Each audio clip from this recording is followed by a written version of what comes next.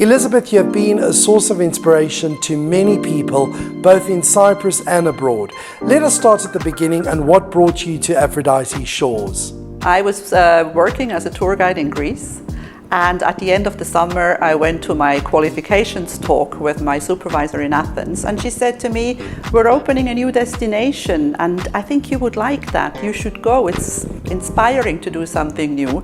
We're opening Cyprus." And I thought, Cyprus? Where is Cyprus?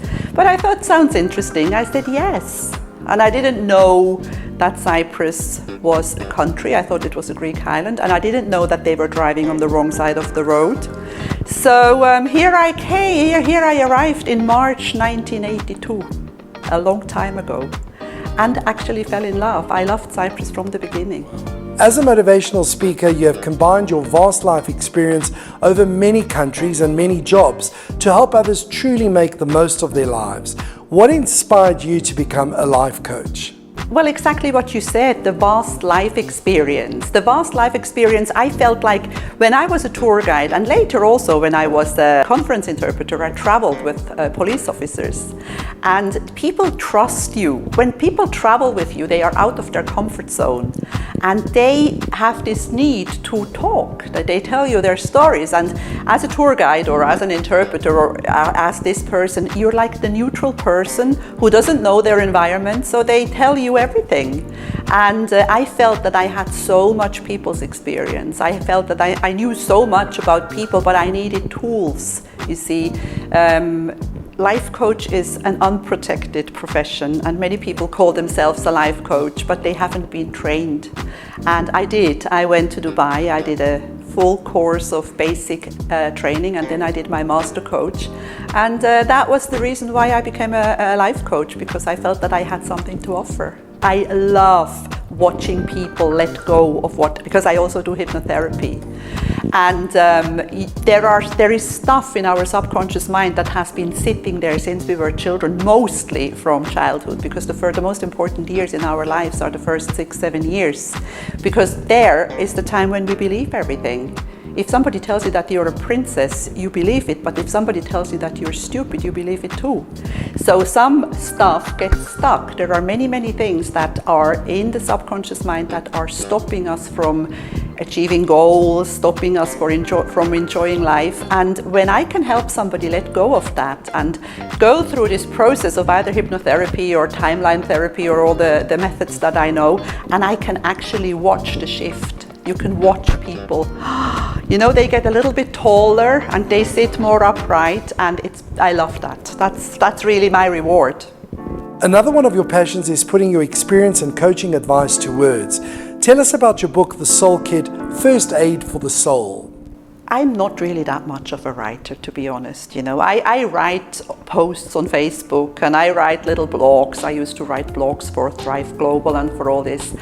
And then I thought, I have all this material, and I was traveling at the time a lot, spending so much time on planes and in airport lounges and just sitting around. And I thought I might as well put all this stuff together and put it in a book. That's how my book was written. My book was written on the go. It's not like I sat down and I researched. And my book, The Soul Kit, is a self-help book for beginners. It's a very simple book. You can read it in a day, but it has a lot of very good little hints to make your life nicer. People love my book because of its easiness. You know, because sometimes you have these books which are like 400 pages and there is research from Harvard and research from God knows where, and people get tired. They don't read that anymore. It has to be easy. So my book is very easy and very easy to understand, but still has a lot of very good hints and helps people change. Because the thing about change is you can't change anybody. I cannot change you, but I can open a door. I can facilitate change, and then you will have to go through it. You have to do it.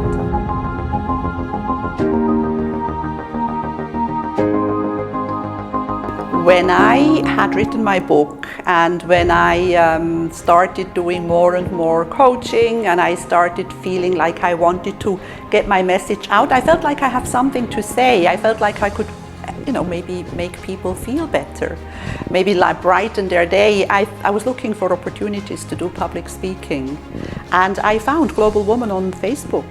There was a post saying who wants to be a speaker at the Global Woman Summit in London in 2019. I said yes, somebody contacted me and I booked my speaking spot. And I went to the summit, I participated, I liked the whole thing because there were women from all over the world, very supportive women, warm, kind people who were helping each other, supporting each other. And I liked the idea and I thought, why not bring it to Cyprus? People sometimes don't have patience. When people start something like that, you're not going to have 100 members right away. You have to start, you have to have a meeting, you post it on Facebook, people see that you're having a good time, people see that you're supporting each other, and then more and more people will attend. And I think this is the whole thing about overnight success. Overnight success is like something that happens after you've done hundreds and hundreds of hours of work. So the Global Woman Club is lots of fun. We are a beautiful group of women, very supportive, very funny as well, because one of my most important things in life is a good sense of humor. Your podcast, My Memorable Journeys, focuses on sharing stories, past experiences and anecdotes from your travels and adventures. How did all of this come to pass? I'm a traveler. I need to travel. If I can't go to, if I can't get on a plane at least maybe once a month or every other month, I'm not well. So when COVID hit, I was suffering. I didn't know what to do, and I thought, if I cannot travel, at least I can talk about it. And I had been writing down travel stories from my times as a tour guide. I have a lot of stories to tell, many things happened. So I sort of started gathering all that stuff, and I first started talking about myself, about my trips, about my destinations that I worked at, Cyprus and Tunisia and Spain. I worked in the Maldives, I worked in New York, and then I started doing round trips all over the world. So that's how it started. My first episodes are mostly just me talking about what I did. And my intro is that my favorite smell is airplane kerosene, and my favorite sound is the champagne pop, the champagne cork pop in business class. So that's how it started. And then I felt after a while people wanted a little more, so I started inviting guests. And I've had some amazing guests from all over the world. I had an experience many, many years ago in Florida when I was a tour guide. I took my tour group to the Edison Mall in Fort Myers, and we used to have lunch there, and I was walking around and I went into a bookshop and I bought a book which is called The Power of Your Subconscious Mind by Dr. Joseph Murphy. And I bought that book, I'm talking about 1989. I went to the hotel that we were staying that night and in Marco Island. I got the people their rooms and I went to my room and I started reading, and I couldn't stop reading. I didn't know that I had a subconscious mind. I didn't know what a subconscious mind is. And I started reading and I started understanding how much more power we have over our mind than we think we do. Because 95% of everything we do is driven by the subconscious mind. So if we don't know what's in there, we may be driven by something that we don't like. So that's why it's important to maybe do hypnotherapy, maybe do timeline therapy or some of the methods that I do, because there may be stuff in there that you can change and make you feel better. And I think maybe that book, that was the beginning of my personal development journey.